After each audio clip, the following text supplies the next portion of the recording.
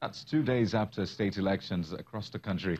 And you're welcome to Pollstream. I'm Kayode Okikolu. And I'm Anne Nwawado. Warm welcome to you. We're still following the official announcement of results around the 36 states of the country and the FCT and the 29 states, including the FCT. But in case you're just wondering what's at stake, let's bring you up to speed. Definitely. Candidates are vying for governorship seats, State House of Assembly seats, chairmanship seats, and councillorship seats. And they cut across the 91 registered political parties in the country. So yes, it is a big deal. It's definitely a big deal, and you can trust Channels Television to bring you around-the-clock coverage of elections. That's what we're doing right now, actually. So be a part of Pollstream. Tell us what you are looking forward to now that elections are almost over. Yes, and you can help us find your reactions by using the hashtags Pollstream, #TheVerdict, #2019 elections on Twitter, Facebook, and Instagram. You can see the handles right there on your screen at Channels TV, at Anne_Nwawado, and at Kayode Okikolu, of course, on Twitter. And please, while sending those comments, pictures, and videos, please don't forget to tell us your location. Yes, and while you are at it, you can also follow Channels Television on all our social media platforms to get the latest updates for the elections and other stories of interest, especially as results are still trickling in. You know, it's been a very long couple of days right here in the studio, you know, trying to cover the elections to make sure you get a comprehensive view of what exactly is happening in Nigeria. Well, let's start off with some of the reactions you sent in on social media. This first one is from Abdul Soji, and he says Nigerians should remain calm and accept the outcome of the elections from our various states in good faith. There you have it. Goes on to say, no Nigerian blood is worth losing in the course of these elections. Let's be guided, please.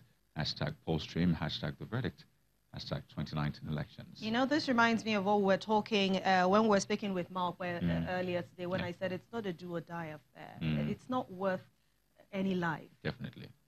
All right, let's go to the next one, which is from Olugbemi Goibo1.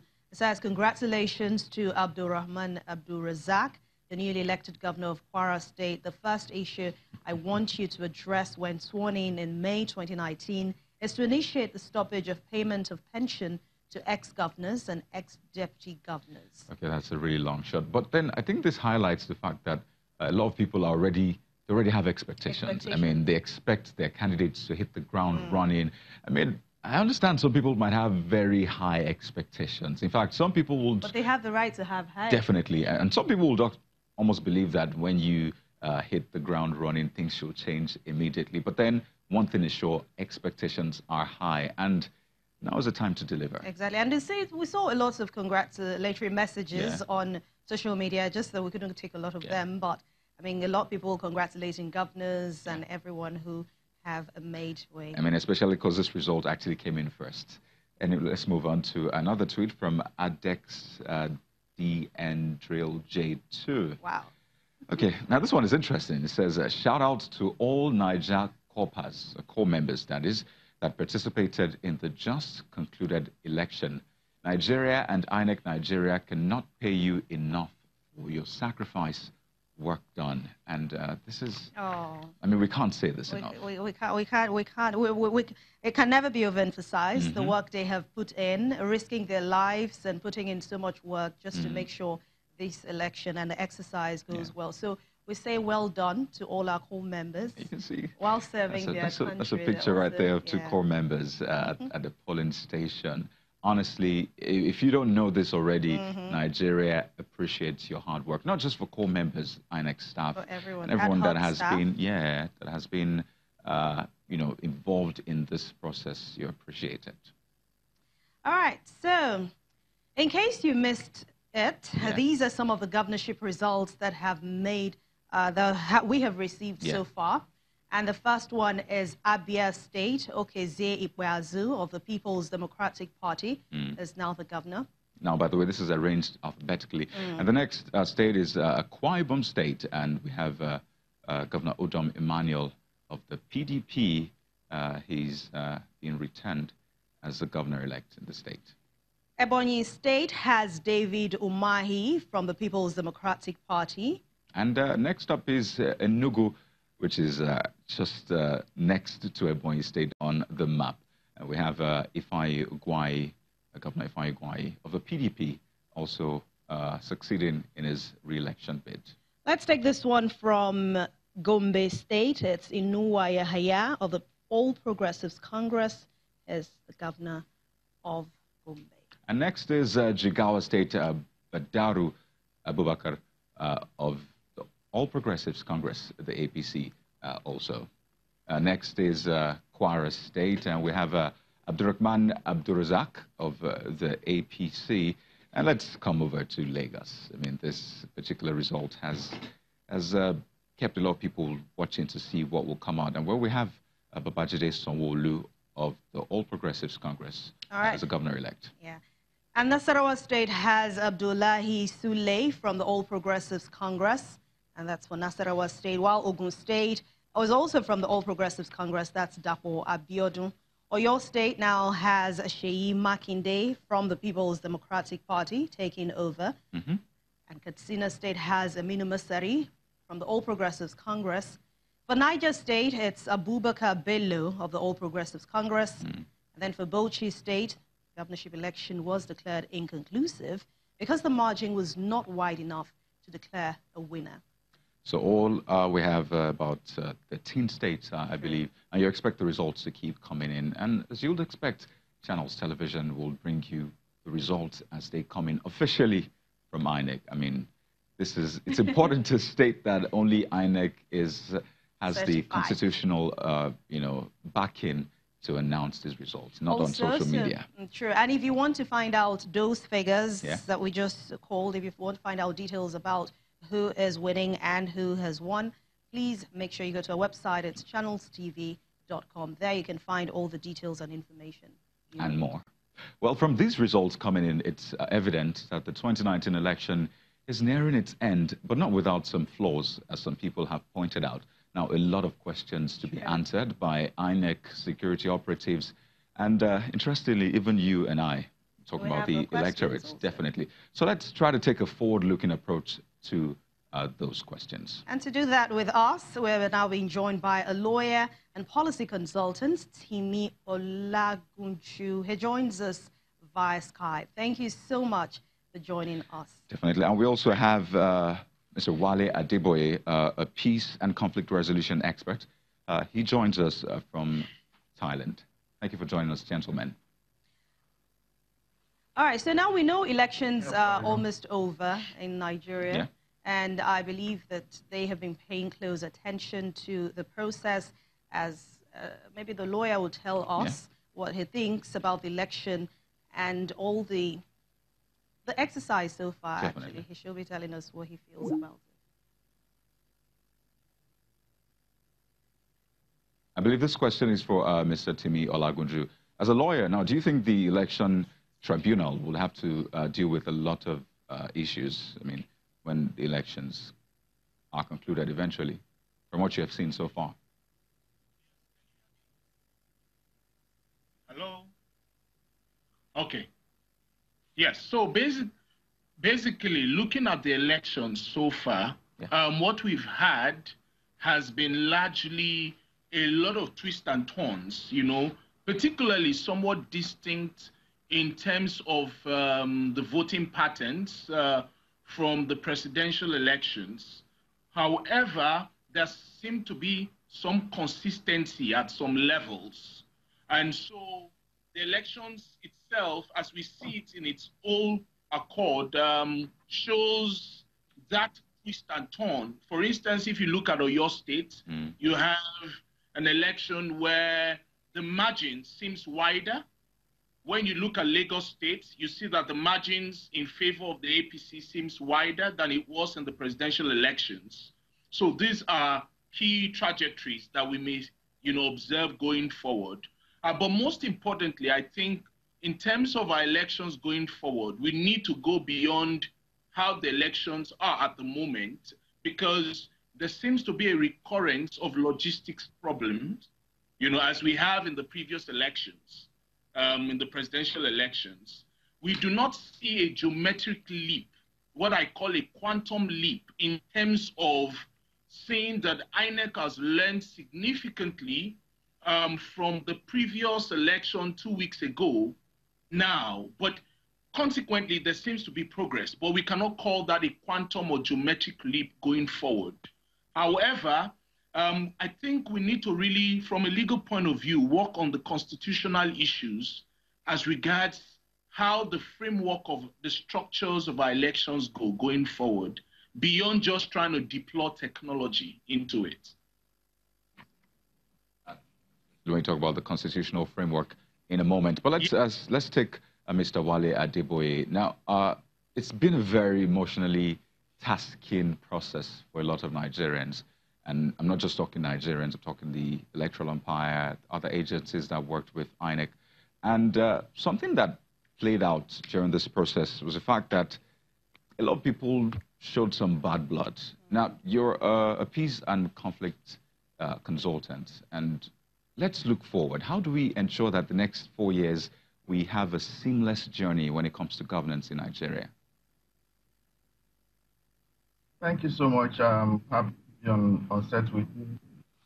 Let me use this opportunity to commiserate with all Nigerians and the loss of two of our important people in the Ethiopian crash. But to the question that you have raised,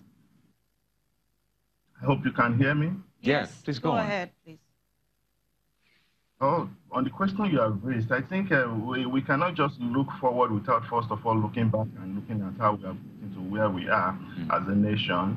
I would say that we have to also look at where we are in terms of what level of hatred that we have in the society. This election is one of the most divisive elections that we have had in the country in terms of polarity. And I think it's a trend that is growing worldwide. So we need to begin to look at how do we build our society values and connections after this election. So we must be looking either from the perspective of government or even from individuals on how we tell ourselves the truth that the country is not one as we ought to be. So we need to start asking ourselves important questions about that. And for our political leaders, they also must realize that this is like an opportunity for them to reflect on who they are, because they are not actually as popular as they think. When you look at the election trends in terms of number of people that have voted, you will realize that the number of people that did not vote is much more than people that have voted. So which means it's also a way of saying these are not as popular as they think, or the polling results make us to believe. So they need to begin to question, their validity, and we need to begin to use that to process the healing that we need as a nation. Mr. Wale Adeboye, you're a peace and conflict resolution expert. Is there a way that Nigeria can have a peaceful election, totally peaceful, without violence?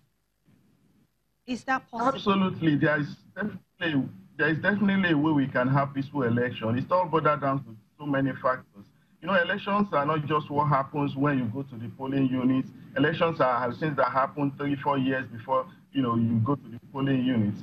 For instance, if between 2015 and now our government has so inclusive, it has carried so many people along, we will have little bickering, we have little hatred for one another. But because we have not had good governance, what that does is that it creates enmity across societal divides, and that is the essence of what we are having now. So if we are going to have peaceful election events in the next general election, for instance, we have to start talking about building solid foundations, like Tia has said. We need to begin to look at our laws. Do we have just society that people can actually go into the election process, feeling convinced that they are going on a platform that will be considered to be fair and fair. So these are the issues that make for peaceful society and peaceful election, which we have not actually cultivated in this country.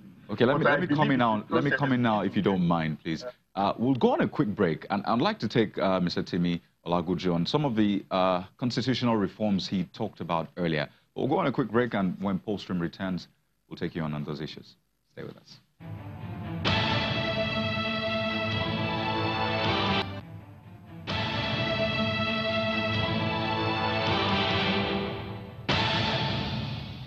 Welcome back. It is still Polstream right here on Channels Television, and this platform is where we bring together all the social media reactions into just one place. This is to help you get a sense of the mood in the country and outside the country as Nigeria anticipates the result of the governorship and the state assembly elections. Absolutely. Don't forget that Pollstream is a part of our dedicated coverage of the 2019 elections, the verdict, and you can be a part of the conversation by using the hashtags Pollstream, hashtag the verdict, or hashtag 2019 elections on Twitter, Facebook, and Instagram. Well, while you do that, you can also follow Channels Television on all our social media platforms. This is to help you get latest updates as the results are still coming in state by state. So let's bring you some, okay, well, maybe later before we end the show, we'll bring you some of those results again. But now we have to take back our guests on the show. Earlier on, we will still have two gentlemen joining us via Skype. Timi Olagunju, a lawyer, he joins us in Lagos via Skype. And we also have Mr. Wale Adeboye, a peace and conflict resolution expert. He joins us from Thailand. Thank you for staying with us, gentlemen. Thank you for having us. All right. Now, we understand that election is essentially a means to an end. But, you know, I just realized I was going to take Mr. Timi take him on you mentioned some constitutional reforms when it comes to elections in Nigeria. Can you buttress that point, please? Yes, so fundamentally, if the foundation be destroyed, what can the makeup artist do, right? And so the makeup artist can only put on powder, right? So the foundation for any structural change is the Constitution, which is the ground norm. And when you look at it, from the selection of INEC officials, it is important that we find a way to find reforms that will work for Nigeria's multiplicity of persons and multiplicities of interest, in the context of ensuring that we take out the powers of the president appointing INEC chairman and put that confidence in the National Judicial Commission, as well as the involvement of the civil society groups, right? And so with that, we might have an increasing perception of trust and the involvement of the civil society and of independent bodies in the selection of INEC officials. And that is very important because, can you hear me? Yes. Please go ahead. Okay, because that's very important, because the foundation is key. I've seen a lot of people write up and say we need to bring in technology to make the process seamless. I understand that. I'm a technology lawyer and a policy person around that space. But the truth is, technology is only an enabler. If we do not have the right foundation in terms of who selects who becomes the INEC chairman, who selects who become officials of the body that constitutes INEC, these are key constitutional issues we need to find amendments for. Also, in addition to that, we do not seem to have a complete holistic investment in civic education. What we have is year in, year out, governments seem to pay lip service to promoting practical civic education. In Nigeria, you may ask, have you seen any government organize a fellowship or internship program for young people to be able to see the practical nuances involved in governance? No. And so education in terms of democratic education does not come by default. It comes by consistently investing in training and retraining the Nigerian people early on in the process of democratic engagement. Or else, we will consistently have young people who are disconnected from the whole frame of the political environment, because that is what we portend to see in the future going forward. All right. So talking about going forward, election is essentially a means to an end in itself, and that end actually, I believe, is good governance, right? So what should be the focus right now for the winners at this point so that they succeed with their mandate, at least? Let's begin with Mr. Wale Adeboye. Please answer that one. Yeah, what should be the way? I think the winners must begin to realize that they need to start simply. They need to start connecting back with the people. A lot of people invested in this election, in the outcome of the election. Either now they are on the positive or negative side of it. But whichever way it is, everything lies on the leadership. We need to have people, we need to have leaders who are ready to say to the people, yes, elections have come and gone, we move on. We need to have leaders that will not look at local government word by word election results and determine who gets what just because of who voted for you and who did not vote for you. Continuing that trend, it means that in the next 4 years, we are still going to be in the same cycle. So we need people who can actually heal, the nation. And like me has said, I don't know how he managed to steal into my notes. I think education is just the most important thing that our leaders need to realize. Civic education is important, but we need to have a culture of peace education, right from our primary schooling, the highest level of education in this country. People are not as tolerant as we think they are in Nigeria. They are not so tolerant of ourselves. When you go to social media, when you hear what people say, what friends say, you understand that this country has been divided like never before, and just take our being conscious of it, get out of it. Otherwise, we'll continue to be in that same cycle, not be able to, have successful elections that will be, that will have violence, that will not, that can all be proud of. If people are reasonable in this country, if they have elections where they know that, their candidates are their best and they did not win, nobody will cry foul. If they have elections where the umpires they consider to be neutral and to be impartial, nobody will cry foul. But when you see situations where you cannot, say process is actually good, then everybody becomes complainant and the country becomes, hot and okay. So I think we need to look at. Thank you very much, Mr. Wale Adeboye, a peace and conflict resolution expert, has been talking to us from Thailand. And we also have been talking to a lawyer and policy consultant, Timi Olagunju. Thank you so much for your time on Polstream. You guys have been awesome. Education. Yes, education is the key. Well, that's so much we can take on Polstream for this hour. Thank you for joining us. I'm Kayode Kikule. And I'm Anne Nwaudo. Thanks a lot for watching.